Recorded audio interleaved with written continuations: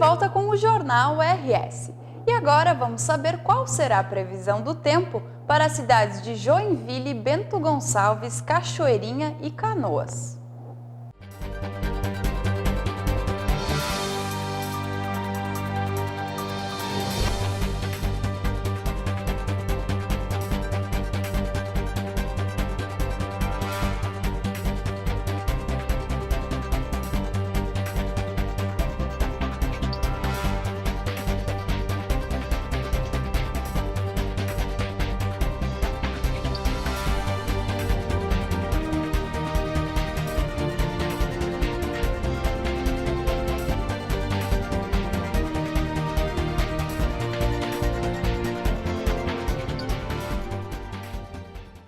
E o Ricardo Ritter fala à TV NH sobre o Campeonato Varziano, que iniciou no último domingo. Iniciou neste domingo em Novo Hamburgo o Campeonato Municipal de Futebol Amador, competição que tem o apoio da Prefeitura através da Secretaria de Esporte e Lazer. A competição deste ano conta com 12 equipes, divididas em duas chaves de 6 clubes cada um. Serão disputados as categorias veteranos e primeiros quadros, sendo que a categoria veteranos para atletas acima de 40 anos. Após a solenidade de abertura aqui na sede do Grêmio Atlético Farroupilha, no bairro Rondônia, aconteceu o jogo de veteranos entre Farroupilha e São José. Com a abertura do Campeonato Municipal de Futebol Amador de Novo Hamburgo, Daniel Santos, para a TV NH, uma emissora da Rede Comunidade de Televisão. Estreou neste domingo, dia 20, o Campeonato Municipal de Futebol de Campo de Novo Hamburgo, promovido pela Prefeitura a partir da Secretaria de Esporte e Lazer. Segundo o secretário do Esporte e Lazer, ICA, o Varziano terá a participação de 12 clubes da cidade. Cada agremiação inscreveu 2 times na competição, um para o primeiro quadro e o outro para o veterano, que reúne atletas com mais de 40 anos. Bem, a nossa expectativa é a melhor possível, né? A gente era bastante cobrado, enquanto que secretário aí, quanto a fazer o Campeonato Municipal Varziano. Eu, gentilmente, assim, eu gosto de dizer o Campeonato Varziano, alguns preferem o Campeonato de Futebol Menor, mas eu aprendi, cresci chamando Campeonato Varziano. E então a gente, né, o ano passado nós não conseguimos realizá-lo aí, até por questões do prazo. A secretaria foi criada no ano passado, né? Também tivemos o calendário eleitoral que nos atrasou um pouco, né? Então são tudo coisas assim que inviabilizaram o ano passado. Mas esse ano a gente retornou e eu sempre chamo a atenção, né, dessa valorização que a gente fez para o campeonato, colocando um trio de arbitragem aí e também qualifica o espetáculo, né? Então nós temos uma expectativa bastante positiva quanto ao campeonato desse ano. Estamos fazendo aqui hoje a abertura e fomos brindados com esse belo dia aí também nessa abertura, Daniel. E o terrível gesto de jogar o lixo nas ruas também acontece na cidade de Novo Hamburgo. Vamos acompanhar a reportagem da TV NH. Ainda há esperança de entrar em vigor uma lei que multa quem joga lixo na rua. Na Avenida Vereador Adão Rodrigues de Oliveira, nas mediações da BR-116, no bairro Liberdade, a conduta das pessoas é desprezível para com a cidade e com o meio ambiente. Hoje em dia, não podemos dar um passo para fora de casa que já encontramos montanhas de lixo. Nas ruas, é muito comum encontrarmos sacos plásticos, palitos de picolé, chicletes, garrafas e outros tipos de descartes, como sofás. Isso mesmo, sofás. É evidente que a importância de sensibilizar os humanos para que ajam de modo responsável e com consciência, conservando o ambiente saudável no presente e para o futuro. Basta conscientização e o desenvolvimento da educação em cada pessoa. Quando isso for alcançado, a conduta, principalmente em questões de poluição, será exemplar. Você sabe o que é esquizofrenia? Se não sabe, você vai conhecer mais sobre essa doença na reportagem da TV NH. Delírios, vozes e visões de seres imaginários. Esse é o quadro de uma pessoa que sofre de esquizofrenia. É comum também que ela passe por períodos de apatia e desordem de pensamento, com alterações de juízo, falsas ideias de perseguição e dificuldade em se relacionar. Conversamos com um psiquiatra que relatou um pouco sobre a esquizofrenia, tratamento, o que causa e afins. Esquizofrenia, o termo esquizo vem de divisão em dois, quer dizer, é uma pessoa desintegrada, né? É uma síndrome psiquiátrica, né? Uma síndrome é um conjunto de vários sintomas. Existem vários sintomas, a pessoa para ser esquizofrênica não precisa ter todos eles, tá?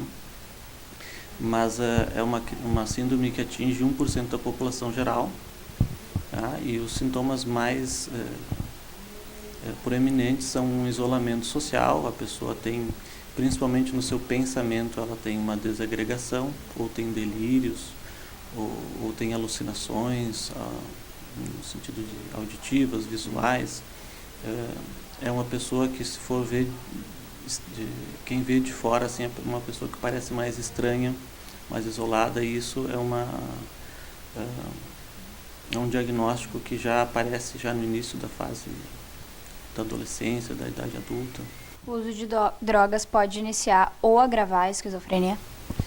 Se sabe que o uso que o uso da maconha, né, ele pode desencadear um quadro esquizofrênico em quem tem a genética já suscetível, né? Então a pessoa tem lá um gene na família, mas ele não está se manifestando, a pessoa tem sua vida normal e aí ela começa com essas drogas, principalmente a maconha. Outras drogas também podem, né? Mas a maconha é onde foi mais estudado isso. Uhum. E sim, pode desencadear um quadro ou acelerar um processo que já estava acontecendo. Como funciona o tratamento e quais as consequências se não tratado e se existe um tratamento para uma cura 100%? Cura na esquizofrenia a priori não existe, tá? O que existe é um controle dos sintomas. O controle dos sintomas seria no sentido de poder dar uma maior capacidade da pessoa se manter da sua família, sem risco, né?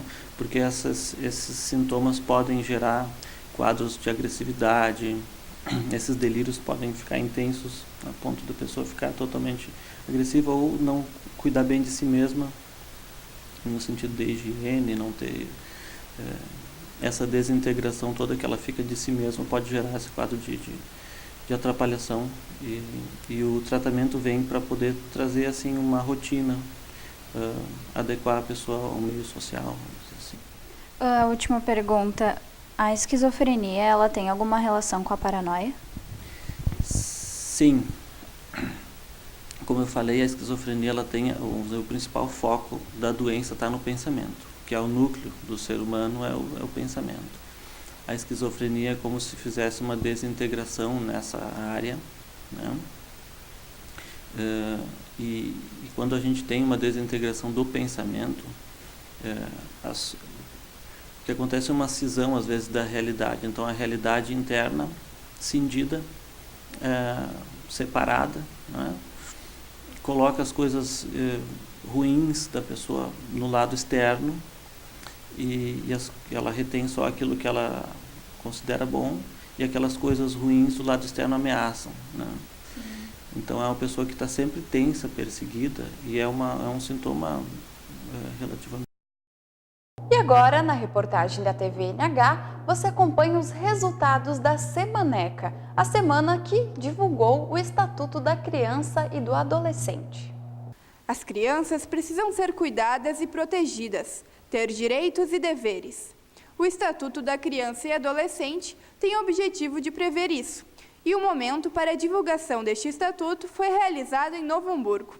A Semaneca, Semana para a Divulgação do Estatuto da Criança e do Adolescente, que ocorreu entre 14 e 18 de julho, foi um momento que teve grande êxito. Foi o que contou Andiara Zanella, coordenadora do Conselho Tutelar em Novo Hamburgo. Aqui nós tivemos assim, uma oportunidade de apresentar o Estatuto da Criança e do Adolescente para o público qual ele realmente é direcionado, que são crianças e adolescentes.